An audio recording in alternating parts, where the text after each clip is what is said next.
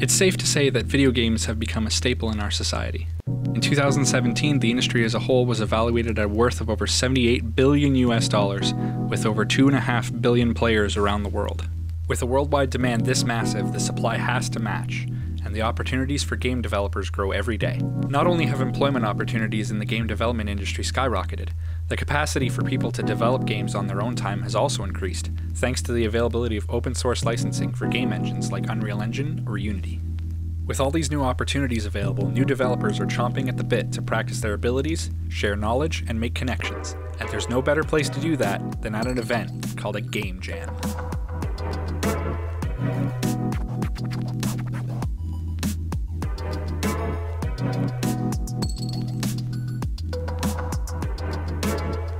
Global Game Jam was founded in 2009. While it isn't the first Game Jam to exist, it's the first one that's had a global scale with participants from all over the planet. Last year, we at SkyPyre were participating in the Game Jam and had the opportunity to interview participants of the Jam on their experiences. Dr. Ali Arya, a professor at Carleton University's Interactive Multimedia and Design program, has been hosting the Global Game Jam's Ottawa location since its inception. In Ottawa, yes. So in Ottawa, we were the first group that started the Global Game Jam, not only in Ottawa, even around Ottawa. So the first couple of years that we had people from Montreal or even Toronto would come to Ottawa to join our Game Jam because there was nothing else. The main reason that I did it is I was passionate about computer graphics and even computer interaction and things like that and games. And I was also passionate about teaching my students about developing games and programming and arts for games and graphics and things like that. And my students, just like any other people around those age, were passionate about games too. So that just felt natural that once this opportunity came and I heard that there's a group internationally trying to make this event, I said, this is something that we have to do. And when we started, we had basically no game designing experience. We were first-year IMDs. We hadn't even learned programming yet, and decided to take it on and learn stuff we didn't know and create teams with people we barely knew and just created something that was very averagely bad, but yeah, our first year learned we knew the whole process of creating games for the first time. We learned who we could work with. We learned how much caffeine is too much caffeine. Yeah, first year we actually had one of our friends passed out on the floor because she had too much caffeine and crashed. So it's our group photo from, on the Game Jam site. It was mostly like learning the tools, like Unity or, well, actually, I've only used Unity, and basically trying to do other things than what you're comfortable with so that you learn more different skills and you try something easy and fun for just 2 days. It doesn't implicate like 4 years of work, so you can really go outside of the box. I think I was nervous during school to try it because I thought it would be really hard or you'd have to make something fantastic, but last year for the first time I tried and our group just made something really fun, and yeah, it was a lot of fun to challenge yourself for a weekend, so decided to come back and do it again. It was more figured after 4 years of being around during the game jams, I probably should take part in at least one. Yeah. But yeah, fortunately I can't be here for the entire time, so I'm only here for the day. But yeah, it's pretty cool, not terrifying like I thought it was. My first game jam was 2 years ago. I'd never used Unity before, never knew how to, I guess, develop a game. I had come from a web background. I really, really enjoyed it, even though it ended up being stressful and we didn't have an executable by the end. It was still a lot of fun. After that, I started doing hackathons, which is very similar to a game jam, except you can make anything, doesn't have to be a game. So I came back this year with a lot more experience, and it's been a lot of fun. Well, this one's my 9th game jam. This is my 7th global game jam, but I've done quite a number of other hackathon type things. This is probably like a dozen or 14 or something like that. Yeah. For me, well, I started in IMD, and then it's just the first year they announced it. I was like, oh, I want to do games, and then it's just, that's the only You've been reason. doing it since they started it here, right? Yeah. That's cool. Yeah, so since they started, I haven't missed a year yet. I started 2 years after you. The reason why I decided to join Game Jam this year, I wanted to try something a little bit different out of my comfort zone, and since it's technically my last year, I decided might as well try it now and maybe like keep going in the future. I'm not too sure, but I'm glad I joined. I have such an amazing team right now. I have Packers, so yeah, it's good. The Global Game Jam has exploded in popularity in the 10 years since its inception, growing from 53 sites in 23 countries to 803 sites in over 100 countries. It has now become a worldwide staple in the game development industry.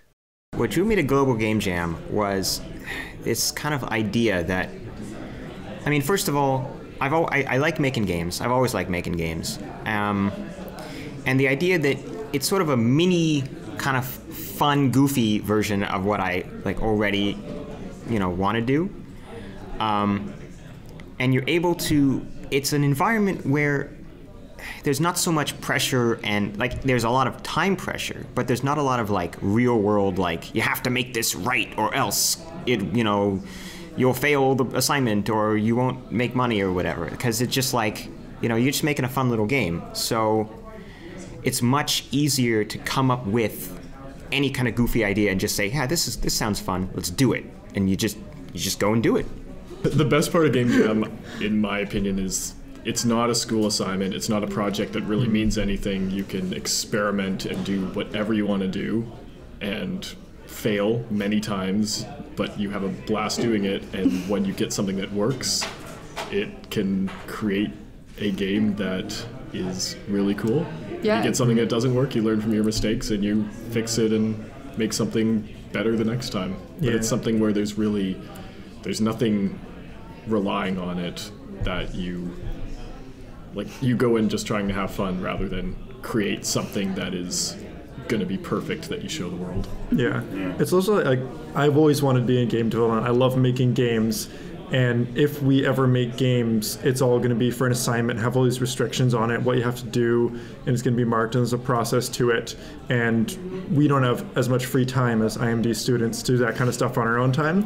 So this gives us a chance to actually spend some time, just make a game, doing whatever we want, and just have something to show off at the end. Yeah. Overall, it's a blast. You learn something new every time. It's great to see what other people's ideas are with that one central theme. And it's just like Josh said, when things go really well, it's so rewarding to come out of it. In our second year, we were runner-up for this jam site, and it was the most incredible feeling knowing that we did something that other people enjoyed. I should also mention that we were runner-up by 1 vote, and 2 people voted for the winning team. Yeah, that happened. Did have a better game. It's a fun time with friends, just making a game and seeing what you can come up with. I think it's how you get to produce something at the end. At least with the teams that I've been on, it's there's always something at the end. You just I made this. I started doing game jams because I thought I would be able to develop skills that I wouldn't in my classes or elsewhere. And that's totally true. I've learned more from game jams than I have any class, honestly. And that whole process of coming up with an idea and seeing it through to a final product, that's in such a limited amount of time, is something you can't really get anywhere else. Yeah. So it's so helpful having a team of people that come in with the same goal. And you just get to make something. It's such a valuable experience. I think the fact that you can produce something really cool in 24 to 48 hours is a really cool concept. It doesn't have to be polished, it doesn't have to be the most optimal code, it doesn't have to look the best, but you can learn things really quickly when you just get at it and start doing it, instead of, I find in school you study things and learn all the theory and you never really get to that doing it part. So you actually get to play with new technologies, and hackathons, new hardware, new software. The challenge, actually. I was always kind of bored with the idea of just kind of sticking to something, but having a challenge that I have to complete something amazing within 48 hours on a theme that won't be decided until the day of, that sounded amazing, and I wanted to kind of push my skills and try my best to do amazing things for us and create an amazing project. So yeah. I like Game Jam because there's no one telling us what to do. If you're in any sort of creative job, you usually have someone over you that's telling you what to do. Even me as a game designer by trade, even though I have 1/6 of a say on what we're doing, at the same time we have to be very safe with it. We have to really boil down our ideas to something we'll think will sell, something that'll work. The thing with Game Jam is we don't have to go through that process, and I think that births a lot of really creative things that someone might not be willing to try to, someone might not be willing to sink months or years into and only find that it fails. So I like the opportunity to fail, but I also like the opportunity to create something new that no one's ever seen before. I think it's the accomplishment of actually finishing a game in 2 days, even though it's not like the best thing ever. It's exciting to have something done. Yeah. That's what it is for me. I think for me also, because I don't do this day to day, like I'm not programming or anything like that, it's kind of a way to keep up my skills. So it's kind of nice just to get back into it a bit. Each year, the Game Jam has a specific theme to meet. The main concept of the game should revolve around this theme in any way you like. Once the idea is presented, the clock starts and it's time to create the game. Once we got the theme transmission, we kind of grouped up together in a circle and we just started talking, throwing out ideas. So I'd be like, okay, transmission, what does that make me think of? I went diseases, which is pretty dark. Originally, I was thinking, what if we were the disease and we were evolving or something? And then we kind of built off of that. We're transmitting diseases? That sounds nice. I don't know how we got to that idea, but it's a 4-player co-op game where you run around a mall and you try and cough and sneeze on people and spread your diseases as much as you can. It's basically a computer getting a virus, so it's a virus being transmitted, and you're an antivirus and you're trying to fight all the little virus people. It's not accurate representation.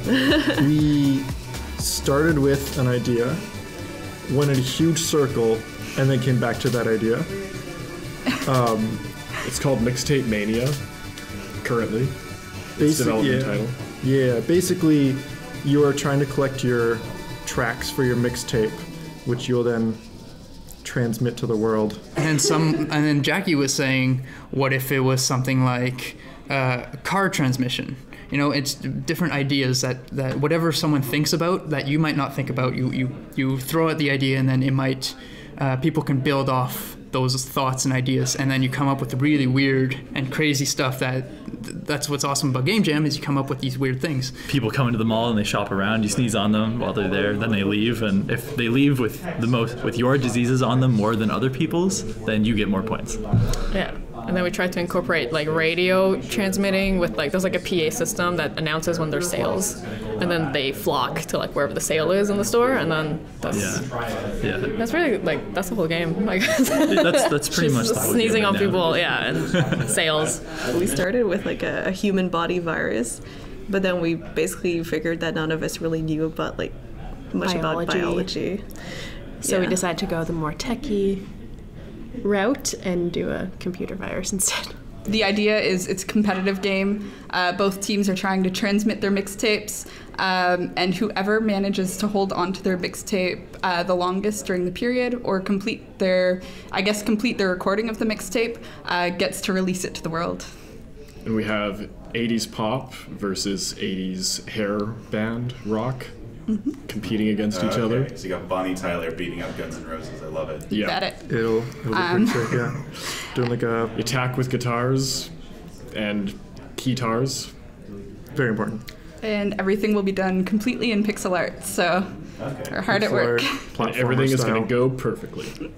I think this year we really a bunch of us really went in knowing that we wanted to hit one of the diversifiers.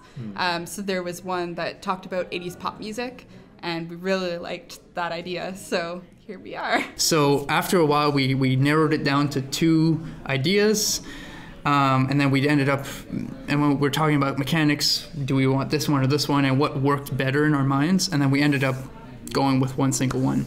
And then once you have your theme, then you go with mechanics again, but then you really hone in and refine it to well, in our case, 1 or 2 mechanics, and then you make those really good, and you make the art nice. You make it look good and fun. So the art style we're going for is very simple, very cartoony, very colorful. And the reason we're doing that is because we want it's a game where there's a lot of like horrifying spaceman death and disease, and we wanted to make it, it's kind of a rated E for everyone. Yeah, we wanted to contrast that with, just kind of simple visuals. So we decided to use voxels, which are really nice because you can get a bit of that kind of pixel art kind of feel, but you can also make it 3D. So it kind of has like, it's a nice, it's really quick to model because you can just sort of, how quickly can you pixel art out like a really undetailed little space station room very quickly. So I can just sort of, whatever kind of little assets we need, pretty quick to make in that kind of level of detail. So the game that we came up with has to do with viral transmission as opposed to, radio signals. And so the idea we came up with was you have a bunch of astronauts on a space station, and some sort of incurable infection breaks out, and you have to evacuate as many healthy people as you can while quarantining, and perhaps killing off the people who are infected to reduce the risk of further infection. The player has to keep an eye out on their astronauts to find those who are infected when they show symptoms in order to quarantine them when they start exhibiting symptoms. So the player has a variety of tools at their disposal to deal with them. Mainly they can open and close doors in order to block off astronauts from roaming the station too much and coming in contact with non-infected astronauts. You have rooms that can vent people into space to get rid of them. You have other rooms that might scan certain astronauts and reveal which ones are infected, which ones aren't. And there are also rooms with escape pods in them. Those are the rooms where you have to try to gather the survivors you think are healthy, and once you think you have a good group of healthy survivors, then you can evacuate them, and you gain points based on how many healthy ones you evacuate, but you lose points if you evacuate sick ones. And so the game ends once all the astronauts are either dead or evacuated from the station, and tallies up your score based on how many casualties there were, how many healthy survivors you evacuated, or, and you lose points if you kill healthy survivors or evacuate sick survivors. One of the great aspects for developers in game jams is that game jam games can often be used as prototypes for later launches. Games like Goat Simulator, Super Hot, and Surgeon Simulator all came out of game jam events. I guess what makes me want to be creative is the feeling I get when I am really creative or inspired. It's almost like a high of sorts. Like you kind of get into this state of mind that everything kind of works better, almost like your mind is working sharper and clearer, and you're able to achieve greater things than you can on an everyday basis. So I guess in the game jam environment, creativity, I guess it's kind of directed into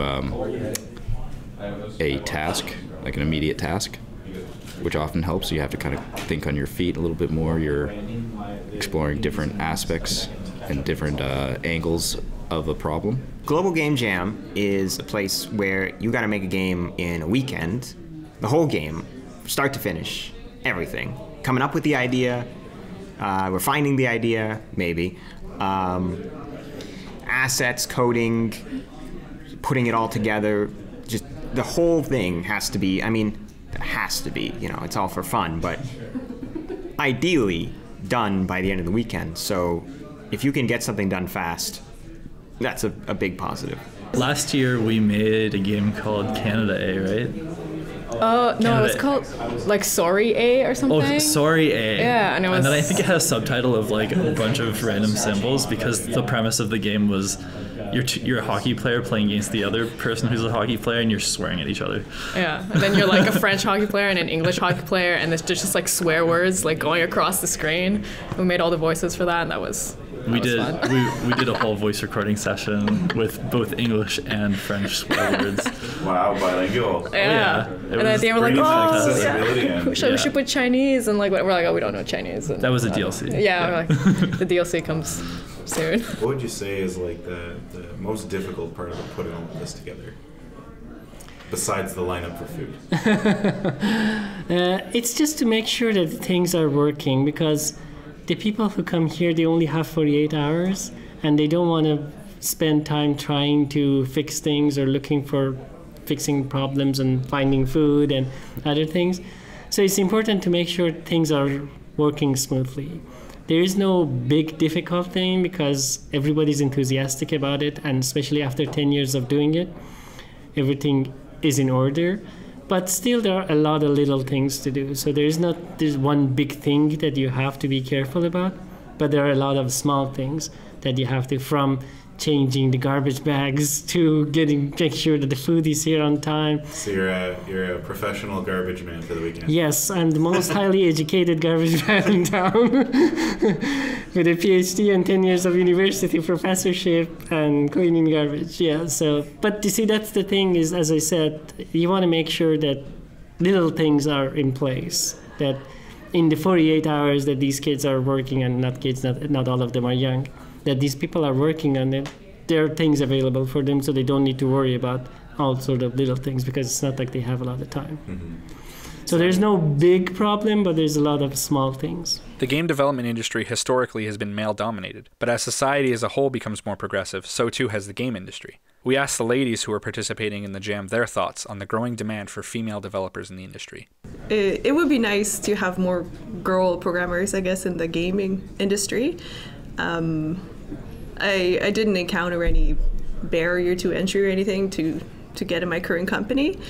I guess maybe my boss was very open to any gender or any race. So it'd be interesting to know more girl programmers that made it into companies. So I think diversity in general is a topic that's talked about a lot because it is an issue. The fact is that while a lot of companies care about it, there just aren't as many women that do software development or game development, and it's not for a lack of trying. I think you really have to enjoy it to kind of stay in the industry. I think everybody has this stereotypical kind of image in their mind of what a software developer looks like, or what somebody that does a hackathon or a game jam looks like, and it's all very similar. But the great thing about these events is you don't have to fit that stereotype to come in and make something really cool. It's a really supportive environment. I think girls are getting more comfortable with this kind of thing. I think at the beginning I even thought it would be probably mostly all the guys in my class, so it's kind of nice having other friends who are girls who are doing it as well. With many of the developers being recurring attendees, we asked a few of them what some of their favorite moments were. I remember the first year back in 2009, we had snowstorm, and anybody who's from Ottawa remembers there was a bus strike and people couldn't make it, and we had only 20-something people registered for this event that nobody even knew what this event is because it didn't exist. We were the first game jam, not just the global game jam, but the first game jam, I think, in Ottawa, or the first hackathon. All of these terms that are now very common, nobody really knew what they are. So we didn't have that many people coming in. But after the storm and the bus strike, I thought nobody would show up. But we had, I think, 11 people or something like that coming in, and we had 3 teams, and they had a lot of fun. And I told myself, this is an event that we have to continue. And just like you said, it continued, and we have people who keep coming. We have people, some of my own students who came from the beginning keep coming. And they just made it a tradition. And I think that is the things that keeps me continue doing it, is that I feel like it's a tradition that I have with my students, that I can, once a year, I can get them together, or other people who become friends, who just keep coming back and things like that. And I think that's the most important thing for me, that it has become a tradition. It's like a family tradition that you get together every year in the last weekend of January and make some games. My first time doing Game Jam was their second year. I've only been doing it 3 years, where we did Flipside. And I taught myself Unity during that 48 hours. And then we ended up using that in our project next time, and I had a leg up because I knew how to start right away, and I could just get right into it for our Design Studio 1 project. Not only that, but you get to learn how to work in a high pressure situation. So it's good real life experience seeing, you know, how much can be done. High pressure situation. Exactly. It's so laid back, you can do whatever you want, but it's really exactly. Yeah. So it's good to kind of challenge yourself to see how much you can do in a short period of time and what you can learn, and just try new things without really fearing failure, because even if you do fail, you're still gaining something from it. It's also something so important that all these game studios around the world, everyone is doing this at the same time, and it's recognizable that everyone knows what Game Jam is. So if you showed that you were a part of something when looking for a job, that it just helps you out in that way, and it shows you know how to work as a team in the time pressured and environment, but it also shows you have creativity and you enjoy and are dedicated to game development, that it's just beneficial all around. I think me and Rufino have been here since the beginning. And then I would have been 2 years after you. Yeah. So we're probably the longest running people at this. Yeah, I think so. This We're like venue, vets by now. We know, like, it's like the game has to be fun immediately within 20 seconds. Like, it's just like we got like this whole. It's like, it's not fun, it's bad, scrap it. Yeah. It's just like, that's how we make it. I used to not even bother actually working on anything Friday night. Like, we used to just say, okay, Friday night's like concept time. We can come up with a fun idea. No. You gotta have an idea in like an hour. Yeah, now it's like go, and then, if it sounds fun, then it's like, okay. Yeah. So it's never like this like before I made game jams where the game is so obscure. And in terms of gameplay, you're like, what does that even mean? Like, I had one where it was like, oh, there's flowers in a field and you have to make them happy. And that was like the game. And I was like, is it fun? We didn't even think about that. I was just like, oh, it sounds so cute. And it was the boringest game ever. I made another game. And then Sony bought it and we had a flower for the PlayStation. That's right. Like, and that's how that came to be. I know. Very successful. So you did turn that into a full product. I'm impressed. Yeah, my name's not on the credits, so. That's impressive. Don't look for it. I started doing game jams in my second year of university, so pretty much as long as I've been an adult. And it's carried me through a number of different stages of life, and it's been one constant that I can always come back to and count on as being a fun experience. And it's always there. So I'm so happy they continually host them at Carleton. And I hope they keep doing it, because it's almost a source of stability for me at this point. It's nice to have. Wow. I like it, and I come back. I look forward to it every year. Fun. Yeah. That's why we're all here. It's fun. Yeah, it's fun. So it's cool. Yeah.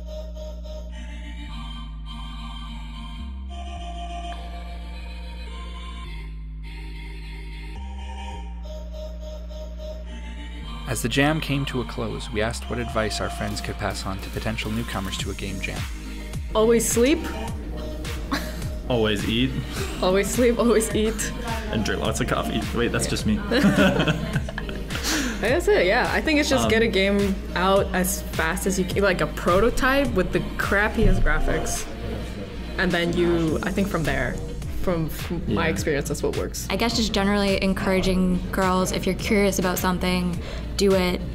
Just sit down and start doing it. I had never even used Unity 2 years ago, and we just made this really cool game this weekend. I'd never used all these different technologies at hackathons, but if you actually get over that initial fear of I have no idea what I'm doing, it's really beneficial and you learn a lot. And the next time you go to learn something new, you'll be a lot more comfortable doing it instead of that initial, oh my gosh, I don't want anybody to know that I don't know anything. If you're like, yeah, I don't know anything, I'm gonna learn it, you actually get really far. And of course, being gamers, we had to ask what their favorite games to play were. What's your favorite game? Favorite game is basically any of the Bethesda games, like Fallout, Elder Scrolls. I play those too much. Too much. So my favorite game is Portal and Portal 2. I absolutely love it. I love all the puzzles. I love, I guess, the characters. My favorite game right now is Don't Starve. I play a random assortment of games. Currently, it's Stardew Valley. I like good farming games. I also like shooting games. Let me think. RPGs are also my favorite. And unfortunately, World of Warcraft. As much as people judge me on it, I love World of Warcraft. So yeah. Right now, for me, it's Hollow Knight. Yeah. I haven't played a lot of games lately. I'm trying to think of anything. It doesn't need to be lately, just maybe it's of all time, whatever it is. All time. I'm like a classic Mario Kart girl, but that's fun. Oh, Overwatch, yeah. I'm obsessed. So that's why I try not to mention it first. Okay, right on time because it's 3 o'clock. Please, a big round of applause to all of you.